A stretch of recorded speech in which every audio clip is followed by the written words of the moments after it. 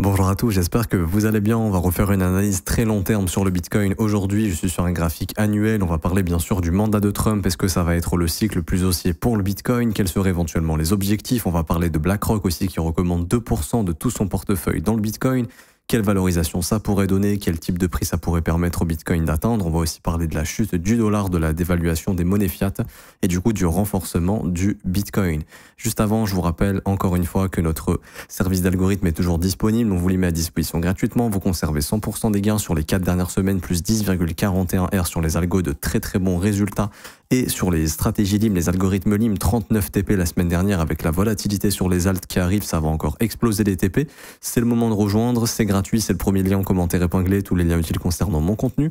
Ça vous ramène sur cette page, il faut juste s'inscrire sur BitGet via notre lien partenaire parce que c'est sur BitGet qu'on fait tourner les algorithmes. Vous créez votre compte, validez votre KYC. Également, ça vous donnera l'accessibilité à 2 formations messages Erlinder en fin de vidéo. Ensuite, vous cliquez sur Option aux algo trading 100% gratuitement. Vous renseignez votre prénom, votre email, votre identifiant BitGet. Vous cliquez sur rejoindre. Et ensuite, il y a juste à cliquer sur configure nos algos de trading et 4 petites vidéos à regarder. 1, 2, 3, 4, elles sont dans l'ordre et ça vous explique absolument tout de A à Z. Vous êtes déjà des milliers à les utiliser. Alors, on revient sur le Bitcoin ici. On est sur un graphique annuel, donc une barre, c'est une année. Ici, ça, c'est le reflet de l'année, enfin, c'est la représentation de l'année de 2025, c'est-à-dire un Bitcoin qui a ouvert l'année à 93 000 $, qui a méché à 74 000 et qui actuellement est à 111 000 $, donc son plus haut actuel. L'année de 2024 a ouvert ici à 42 000, a clôturé à 94 000, avait atteint les 108 000, 600 $, avec un plus bas ici à 38 900 $. Donc on est quand même sur un marché qui est assez volatile. Si on regarde sur du long terme avec tout l'historique du Bitcoin, on voit que Bitcoin fait toujours et toujours la même chose. C'est-à-dire qu'il va faire tout simplement des fair value gap, ok, en annuel, et ça c'est ce qui prouve que Bitcoin est toujours haussier sur du long terme. Si vous regardez par exemple le marché américain avec le Nasdaq, c'est exactement la même chose. On forme des fair value gap annuels, on revient dedans, boum, on envoie plus haut, ici, ok. Ici, on peut voir qu'on est venu prendre le plus bas de 2024, on continue, on va plus haut. Il n'y avait pas forcément de fair value gap ici, on n'a pas eu le temps de le former, mais on a la prise du plus bas et on continue d'aller plus haut. Pareil ici, quand il y a des fair value gap qui se forment juste là, par exemple sur le dump de 2020, hop, on va retirer les contrats ajustés. Mais ici, c'était peut-être sur le S&P 500, je pense que c'était sur le S&P 500. Mais bref, on s'en fout, on n'est pas là pour parler des indices. Oui, c'était le S&P 500, la chasse des 2 plus bas annuels, fair value gap annuel, on vient dedans, boum, on envoie. Pareil ici, fair value gap annuel, on vient dedans, boum, on envoie. Donc, pareil, immediate rebalance ici, on envoie. Donc, on est toujours sur des marchés aussi à long terme. Ce que je voulais dire, en fait, c'est que les indices américains et le Bitcoin ont une tendance aussi à long terme ensemble. Alors, des fois, il y a des décorrélations entre les deux. Des fois, il y a... peu importe ce qu'on veut, des fois il y a un Bitcoin qui peut monter pendant une semaine, le S&P qui peut baisser pendant une semaine, mais grosso modo, sur du très long terme, on est sur des actifs qui commencent, enfin pas qui commencent, historiquement on voit qu'ils sont corrélés, ils ont exactement les mêmes tendances long terme qu'on regarde en annuel. Ça veut dire quoi? Ça veut dire que l'argent se dévalue, les banques centrales, la Fed, la BCE impriment un paquet d'argent, ils dévaluent de la monnaie, donc les investisseurs qui veulent s'enrichir, les riches veulent s'enrichir. Et comment s'enrichir? Tout simplement en investissant son argent sur des actifs qui vont rapporter du rendement. Et donc, au lieu de les laisser en fiat, ce qu'ils font, c'est qu'ils vont investir tout ça un maximum sur les indices américains, sur les actions américaines, sur des actifs qui peuvent performer. Et le Bitcoin commence à rentrer dans cette catégorie-là depuis l'arrivée des ETF encore plus. C'est le cas depuis très longtemps. Il y a des institutions dans le marché depuis longtemps. Même depuis 2014-2015, il y avait des institutions dans le marché. Pour ceux qui se demandent, par exemple, le GBTC, c'est un outil institutionnel. Le GBTC ici existe depuis 2015, ok? Donc on a rendu l'accessibilité au Bitcoin pour les institutions depuis 2015. Ils ne sont pas arrivés en 2021 ni en 2025. Ils sont là depuis bien longtemps.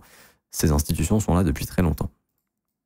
Bien sûr, il y a beaucoup plus d'institutions maintenant, mais il y avait quand même des institutions sur ce marché. Et du coup, tout ça pour nous dire que Bitcoin, c'est un actif qui se comporte comme les indices à long terme. Fair value gap annuel, on vient dedans, boum, on envoie. Ici, on a un breakaway gap, boum, on envoie. Ici, on a un fair value gap annuel, on vient dedans, on le comble, on envoie plus haut. Donc, c'est ce qui fait justement que Bitcoin, sur du long terme, c'est un actif qui est haussier. Là, je suis en logarithmique pour ceux qui se demandent. Maintenant, qu'est-ce qu'on a fait ici? Qu'est-ce qu'on est en train de faire? On est pareil en 2025 et on est en train de former un fair value gap haussier ici. Je pense qu'en 2026, éventuellement, Bitcoin viendra repricer ce fair value gap. Mais ce fair value gap va être extrêmement intéressant puisque ce fair value gap risque d'être notre bottom de bear market au prochain bear market. Est-ce que je pense qu'il y aura toujours de la cyclicité bull market, bear market? Je pense que oui. Je pense que Bitcoin, ça reste un actif quand même qui est assez fragile pour le moment. Il n'est pas encore énormément capitalisé. Est-ce qu'il pourrait rebaisser de 70% en bear market? Oui. Pourquoi? Parce qu'on a des actions en 2021 qui l'ont fait, qui étaient plus capitalisées que lui. Donc, si des actions l'ont fait, bien évidemment que Bitcoin peut le refaire. Maintenant, je ne sais pas si ça arrivera, mais je pense quand même qu'on sera dans un marché qui, à un moment donné, reprendra, comme il l'a toujours fait, une année baissière où il retrace énormément, il pose un bottom et il repartira. De toute façon, c'est ce qui multiplie les gains. Quelqu'un qui achète ici, qui revend plus haut, fait beaucoup plus d'argent que quelqu'un qui a acheté là et qui va revendre ici, qu'on soit bien d'accord. Maintenant, sur du long terme, je pense qu'il va toujours s'apprécier. Et du coup, on va essayer, j'avais déjà fait une vidéo là-dessus, et là, maintenant, c'est encore plus précis, maintenant, avec le fair value gap annuel, parce que je savais pas encore où est-ce qu'il allait être le fair value gap, mais là, vu que l'année a clôturé, en 2024, on sait où, éventuellement, le fair value gap de 2025, enfin, le fair value gap annuel va se former, et ça, pour moi, ça sera l'objectif de bottom. Et à chaque fois, Bitcoin revient en zone de rechargement, c'est-à-dire que je prends le FIB du précédent cycle, je trace un FIB, on revient toujours en zone de rechargement, et là, on voit que ce serait parfaitement dans le fair value, enfin c'était parfaitement également dans le fair value gap ici annuel avant d'envoyer plus haut. Du coup, on va partir du même principe. C'est-à-dire que Bitcoin, on va prendre un Fibonacci du plus bas jusqu'au plus haut et on va étendre pour avoir la zone de rechargement parfaitement dans le fair value gap. Et comme c'était le cas, alors ça va pas se répéter de la même manière, bien évidemment, et je ne sais même pas si ça va se répéter, mais si jamais c'est le cas, on peut déjà faire des projections pour voir un petit peu quels seraient les objectifs de ce cycle. Et du coup, on a ici 61,8, 78,6 et on voit que les 61,8, c'est immédiatement à l'entrée du fair value gap. Donc je fais exactement la même extension et là, ça nous donnerait un top du Bitcoin dans les 170 000 $. Ça ne veut pas dire qu'on va y aller maintenant en ligne droite. Hein. Ça se trouve, le Bitcoin va y aller de cette manière-là. Imaginons, il va monter, tac, il va retracer, tac, il va monter, il va retracer, il va monter, et puis à un moment donné, il va y aller, et là, éventuellement, il va former un top, par exemple. Ok, et puis là, il fera un bear market. J'en sais rien, imaginons. Pour moi, ce bull run ne ressemble pas à celui de 2021, il ressemble à celui de 2017 qui était beaucoup plus long, avec des retracements beaucoup plus souvent. Si vous regardez bien, il y avait souvent pump, retracement, pump, retracement, pump, retracement, pump, retracement, etc., etc. Et ce qui est fou, c'est que l'histoire se répète de la même manière, puisque à chaque fois, le marché venait retracer les 38,2% de retracement. Je m'explique. Ça, c'est le niveau qui maintient toujours le Bitcoin en bull market et qui lui fait déclencher de nouveaux ATH. Je vous prends un Fibonacci ici. Là, je vous montre jusqu'où on retrace. Regardez, on retrace 38,2, c'est maintenu, on continue plus haut. Ici, on vient retracer 38,2, on va plus haut. On vient retracer 38,2, on va plus haut, c'est la règle. Tant que 38,2 est maintenu, le marché a beaucoup plus de probabilité de faire une nouvelle attaque au-dessus des ATH. 38,2, on va plus haut. Ensuite, on retrace 38,2, on va plus haut. Hop, on retrace, on reste au-dessus des 38,2, on va plus haut. On retrace, on vient chercher 38,2, ça casse, on entre en bear market. Regardez ici ce qui a été fait sur ce cycle pour le moment. Et c'est bluffant. Hein. Hop, vous prenez ici un petit fib, vous prenez le bottom, vous prenez ce retracement, 38,2 c'est maintenu, on va plus haut. 38,2 c'est maintenu, on va plus haut. 38,2 c'est maintenu, on va plus haut. Ici, pareil, 38,2, on le maintient, on va plus haut. Là, on n'y est pas revenu. Ici, regardez où est-ce qu'on s'arrête. 38,2, on va plus haut. Ici, regardez où est-ce qu'on s'arrête. 38,2, quasiment, il manquait quasiment rien du tout. On continue d'aller plus haut. Du coup, on voit que c'est un cycle pour moi qui est similaire à 2017. La question maintenant, c'est est-ce qu'on va faire une sorte de gros blow-off top comme ça? J'ai l'impression que c'est ce sur quoi on se dirige en fait sur ce cycle. Je pense qu'on va rentrer dans une ère sur ce cycle où, avec toute l'attention qu'on a avec Donald Trump, BlackRock, les fonds d'investissement qui à la télé tous les jours disent qu'il faut du Bitcoin, il faut acheter du Bitcoin, il faut s'exposer au Bitcoin, j'ai l'impression qu'ils essayent en fait de former un petit peu cette genre de parabole où malheureusement les derniers arrivants vont acheter un top et vont se retrouver à devoir holder le temps que ces institutions distribuent pour acheter moins cher et remplir leur bague à nouveau. Pour un prochain cycle, j'ai l'impression que ça peut se passer comme ça. Également, il y a un truc hyper important, j'en parle très souvent, c'est le prix de production d'un Bitcoin. Actuellement, le prix de production d'un Bitcoin, ici, est à peu près entre 60 000 $ et 35 000 $, vraiment pour ceux qui minent du Bitcoin à très bon prix. Okay, c'est plus haut pour d'autres, c'est plus bas pour d'autres, mais quand tu regardes les rapports de Riot, Mara, etc., je crois qu'actuellement, c'est peut-être autour des, je sais plus, peut-être entre 50 et 60, un truc comme ça. Bref, ce qu'il faut savoir, c'est qu'au prochain halving, ça sera plus haut. Ok ? Et Bitcoin, très souvent, termine un cycle en s'éloignant des prix de production, mais vraiment massivement. Ok ? On peut voir ici qu'on était dans les prix de prod, on s'est éloigné des prix de production et plus on s'en éloigne, plus c'est risqué d'investir dans le Bitcoin, entre guillemets, parce que très souvent il y revient, il prépare un nouveau cycle. Maintenant, ce qu'il faut comprendre, c'est que Bitcoin, généralement, va bien au-delà du futur prix de production une fois qu'il y a l'halving. Okay, par exemple, en 2024, l'halving a fait passer le prix de prod entre 35 000 et 60 000 $ à peu près. On voit qu'en 2021, on s'est arrêté à 70 000 $ à peu près. Donc là, sachant que le prix de production va encore augmenter et que éventuellement il est même plus haut, hein, il est peut-être plus haut que ça en vrai, le prix de production. Hein, si on a une grosse fourchette, ça me paraît plus réaliste entre 80 000 et 47 000. À ce moment-là, ça voudrait dire qu'en 2028, le prix de production, il va être entre 160 000 $ et à peu près 90 000 $, quelque chose comme ça. Ok, donc 90 000, 160 000. Donc ça, c'est le prix de prod en 2028. Et encore, c'est minimum, puisque si vous regardez bien, il y a un truc dont je vous parle souvent, c'est le hash rate du Bitcoin. Il continue d'exploser. Plus le hash rate du Bitcoin explose, plus la difficulté explose, plus le prix de production augmente. Et donc, plus la valeur intrinsèque du Bitcoin augmente. Exemple, on regarde sur les 3 dernières années, ça c'est le Bitcoin, je le retire, là je vous mets le hash rate, vous voyez, qui fait que d'exploser. Si je vous montre la difficulté du réseau, elle fait que d'exploser aussi. Ce qui fait que le Bitcoin, ça devient de plus en plus cher pour miner du Bitcoin, ce qui fait que ça renforce sa valeur à long terme, sa valeur intrinsèque. Si vous regardez ici, cette difficulté ne fait que augmenter. Donc tout ça, ça donne encore plus de valeur intrinsèque au Bitcoin. Et donc, ça veut dire quoi? Ça veut dire que tout simplement, on a un prix de prod qui sera encore plus haut que ça. Et donc ça, pour moi, c'est très peu probable que le Bitcoin fasse le top de ce cycle sous le futur prix de production. Donc pour moi, déjà, ce top devrait être au-dessus des 160 000 $ sur ce cycle. Ok, à mon avis. Parce que si vous regardez bien, le prix de prod de à peu près, et encore, hein, comme je vous dis, pour moi, on n'est pas vraiment sur les 4 centimes, on est plus autour des 3 centimes, quelque chose comme ça. Maintenant, ça bouge beaucoup. Là, on ne sait pas encore, hein, au niveau de la difficulté, je mets du coup électrique, je mets à 3 centimes. Ça va dépendre des nouvelles machines, ça va dépendre de l'évolution du réseau. Là, il n'y a pas cette mise à jour malheureusement, mais en soi, le prix de prod est un petit peu plus élevé. Mais c'est de se dire que probablement le top, vraiment le top, il sera sur des valorisations probablement plus importantes. Ok.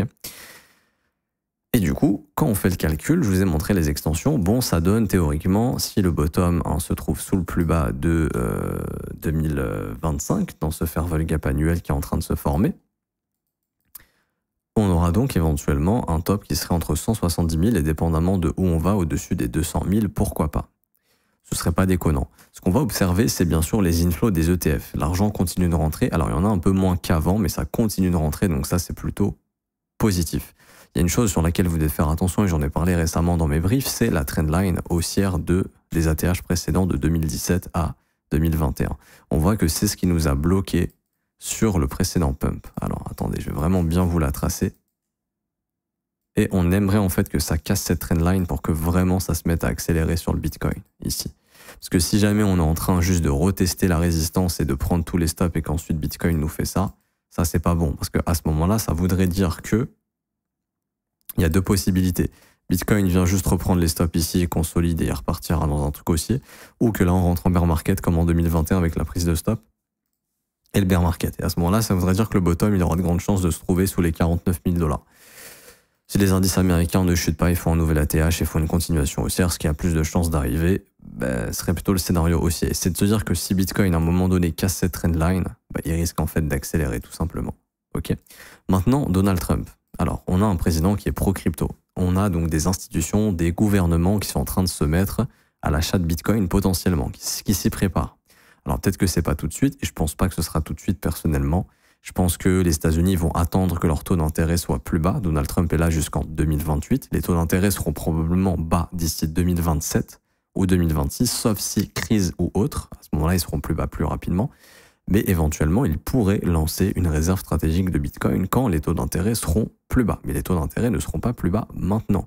Si les États-Unis s'y mettent, il y a potentiellement d'autres pays qui vont s'y mettre. Et donc à ce moment-là, ça pourrait faire un gros rush dans le Bitcoin. Parce que, encore une fois, Bitcoin est en train de prouver au monde entier que ça devient un actif vraiment, je ne vais pas dire refuge, mais que ça devient un actif de performance. Ça devient un actif de performance comme les indices américains le sont. Et Bitcoin est en train de se renforcer. On voit la performance du Bitcoin, on voit la performance des altcoins, on voit que Bitcoin sort du lot, encore une fois. Donc, partant de ce principe-là, Bitcoin est un actif intéressant pour s'exposer, tout comme l'or peut l'être, par exemple, et que plus il va devenir capitalisé, plus il va devenir liquide, plus il sera facile à vendre, à acheter, et plus ça pourrait faire gonfler sa valeur sur du long terme. Également, on peut constater qu'il y a de moins en moins de Bitcoin disponibles sur les exchanges. Bah oui, parce que les BlackRock et compagnie achètent absolument tout avec leurs ETF, et qu'il y a de moins en moins d'offres disponibles sur le marché réel. Ça veut dire quoi? Ça veut dire que le jour où le monde entier veut acheter du Bitcoin, et maintenant qu'on a BlackRock qui est dans le game et qui contrôle 70% des médias américains, le jour où BlackRock a vraiment envie de lancer un rush dans le Bitcoin, avec la puissance de frappe médiatique qu'ils ont, ils peuvent le faire. C'est-à-dire que tous les jours, s'ils veulent, ils vont dire aux médias américains, vous allez parler du Bitcoin, vous allez dire que c'est bien, que ça ne peut que monter, etc., etc. Bien évidemment, il y a de la profitabilité derrière, ils vont vendre, ils vont prendre leur profit, vous inquiétez pas là-dessus. Je ne parle pas de BlackRock directement, mais les grosses institutions qui sont dedans, les fonds souverains, on a le fonds souverain d'Abu Dhabi qui commence à rentrer dans le Bitcoin. Donc, sur ces 4 prochaines années, on a un petit peu un président qui va fermer les yeux sur tout ce qui se passe côté crypto, ce qui est plutôt pas mal, alors qu'au précédent mandat, quand même, ils nous ont cassé la tête avec les cryptos. Et maintenant, parlons de BlackRock pour finir cette vidéo. On a BlackRock qui officiellement, ce n'est pas pour inciter les investisseurs particuliers à perdre leur argent, on a officiellement BlackRock qui maintenant recommande d'avoir à peu près 2% de son portefeuille dans le Bitcoin. Et si on prend 2% de la masse monétaire et qu'on la fout dans Bitcoin, ça donnerait un Bitcoin autour des 900 000 $. Donc en fait, sur du très long terme, pour moi, on est en train de pricer un Bitcoin à $1 million.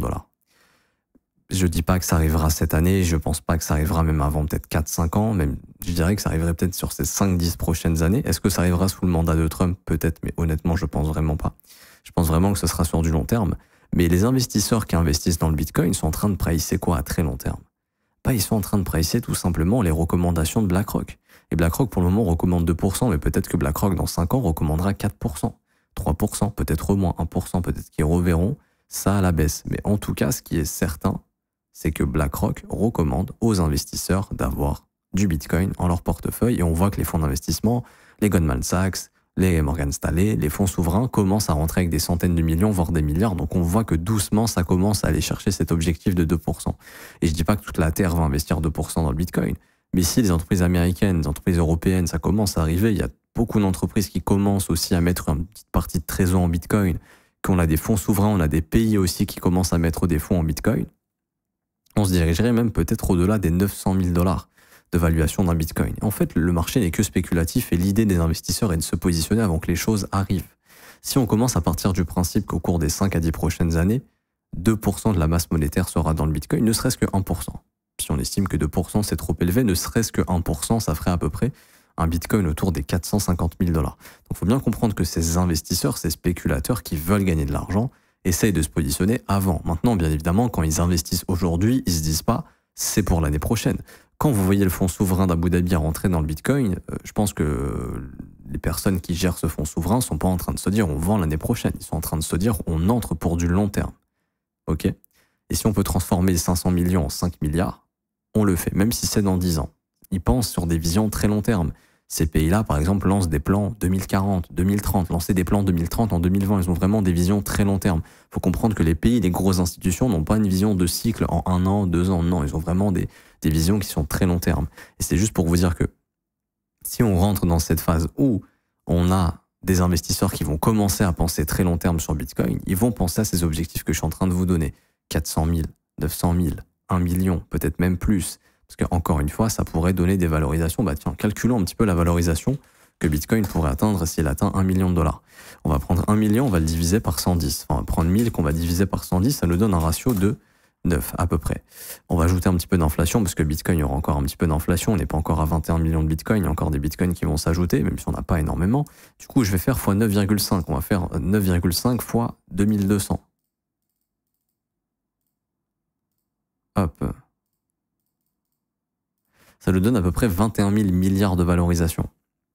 Est-ce que 21 000 milliards d'ici 5-10 ans, c'est impossible? Je pense pas.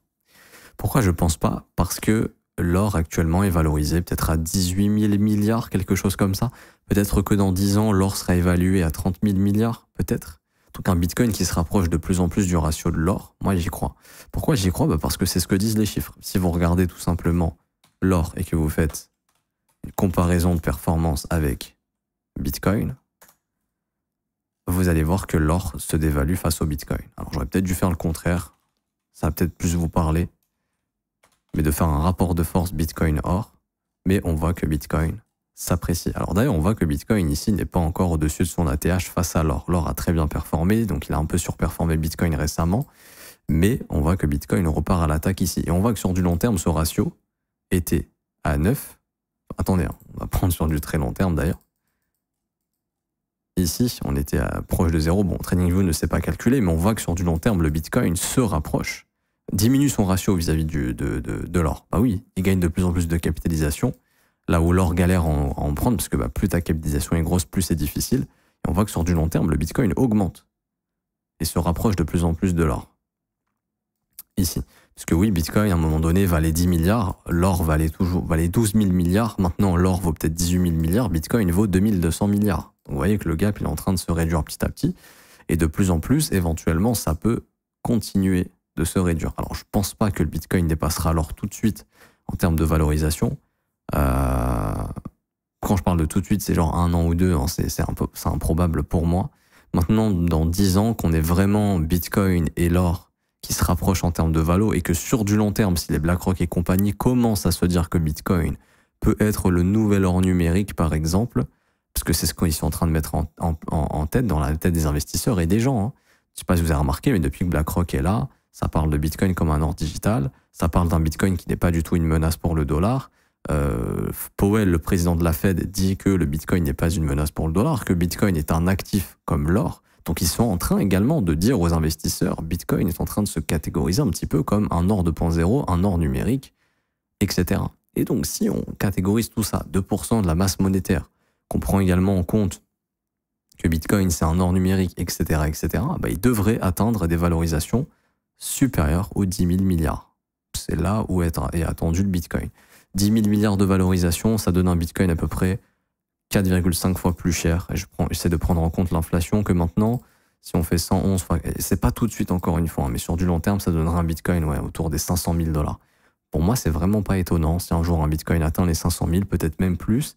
Mon but, c'est pas de vous dire que ça atteindra ça sur ce cycle, bien évidemment. C'est juste de bien comprendre que c'est un actif qui est haussier. Est-ce qu'on est sur l'un des cycles les plus bullish de Bitcoin grâce à la présidence de Donald Trump? Je sais pas, mais en tout cas, on a un président qui est pro-crypto, qui va faciliter les investissements. Ils sont en train de retirer toutes les régulations chiantes aux États-Unis sur les cryptos. Ils sont en train de potentiellement rendre certains exchanges crypto banking. C'est énorme. C'est-à-dire qu'il y a des exchanges qui peuvent devenir des banques éventuellement. Donc ça faciliterait encore plus les investissements. Donc on est en train de faciliter tout ça et on est dans un monde où on imprime de plus en plus d'argent. Il suffit de regarder la masse monétaire en Chine. Alors malheureusement, je ne l'ai pas ici, si j'écris China peut-être. Je ne sais plus quel est l'indice d'impression monétaire de la Chine. Attendez, je vais aller sur Trading Economics, macro, et je m'arrêterai ici pour aujourd'hui. Mais si on regarde Trading Economics, on écrit China Supply, China Money Supply, voilà. Ici, attendez, c'est pas lui. Peut-être le M1 du coup, ou M2, je sais plus. C'est ça. Ils sont en train d'imprimer comme pas possible. Bon là, il y a une update dans le calcul, bien évidemment, ils n'ont pas imprimé autant. Mais en Chine, on sait que leur économie est un petit peu toujours ralentie depuis Covid. Et voilà, ça c'est plus réaliste. Mais ils continuent d'imprimer.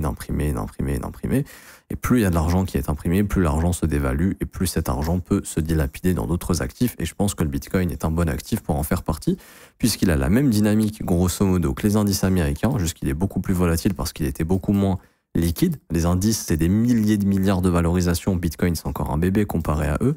Mais on voit que sur du long terme, si vraiment vous regardez les prix en annuel, bah tiens, c'est ce qu'on va faire et je m'arrêterai ici pour aujourd'hui. BTC, USD, crypto, et puis je vous compare ici, hop, le Nasdaq, comme ceci, tac, tac, et puis hop, régular, et puis lui on le met sur sa propre échelle, New Right Scale, comme ceci, que je passe en logarithmique sur les deux, et que je les mets en bougie tous les deux, c'est le plus important parce qu'en line, on verra pas. Mais on voit que grosso modo, ils sont corrélés énormément. Ici, vous voyez, année baissière, année baissière, année baissière, année baissière, mais ils sont exactement dans la même dynamique sur du long terme.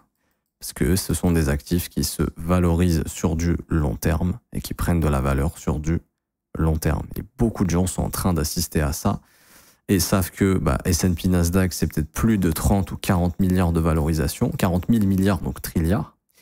Le gold, c'est environ 20 milliards, ça s'approche des 20 000 milliards, pardon, si je dis pas de conneries. Et il y a Bitcoin qui vaut 2,2 trilliards. Donc, si on a un qui a le potentiel de tout arracher en termes de performance, c'est le Bitcoin. Et ça, on n'est pas les seuls à le voir. Les institutions s'en rendent compte de plus en plus et les fonds souverains des pays également. J'espère que ça vous aura plu. Le but, c'est pas vous faire FOMO. Je vous le dis encore une fois, dans une optique de swing, on n'est pas du tout dans les meilleures zones d'achat. Là, je m'adresse plutôt aux traders. Pour les investisseurs qui peuvent tomber sur cette vidéo, Bitcoin est un bon placement à très long terme, tant qu'il restera haussier. Maintenant, le but, c'est pas de all-in ici, bien évidemment. Vous n'êtes pas sur des prix extraordinaires, même si on peut aller beaucoup plus haut à long terme. Le but, c'est quand même d'avoir du cash et que si des retracements sont offerts, d'un point de vue technique, on pourrait penser qu'à un moment donné, on reviendra sous les 100 000, on reviendra peut-être même entre 91 000 et 88 000, ce sont des zones qu'on pourrait retravailler, comme on l'a fait à chaque fois sur les retracements précédents. Ce serait bien d'avoir du cash pour le placer sur ces niveaux-là. Ok, tout simplement. Mais si vous n'avez pas de Bitcoin et que vous dites est-ce que je commence à investir ou pas, si vous pensez très long terme, 5 à 10 ans, probablement le Bitcoin sera bien plus cher que 110 000 $, peut-être 300, 400, 500, peut-être même s'approchera du million de dollars à cause de ce que font les banques centrales, l'impression monétaire à l'infini, etc., etc. Si ça vous a plu, n'hésitez pas à bombarder les pouces bleus, mettre des petits commentaires. Merci à ceux qui jouent le jeu, à vous abonner également. Je fais des vidéos quotidiennes, j'analyse le marché quotidiennement. Si la crypto, ça t'intéresse, n'hésite pas à t'abonner. Je m'arrête ici. Bonne journée à tous. On se retrouve très bientôt. Ciao, ciao.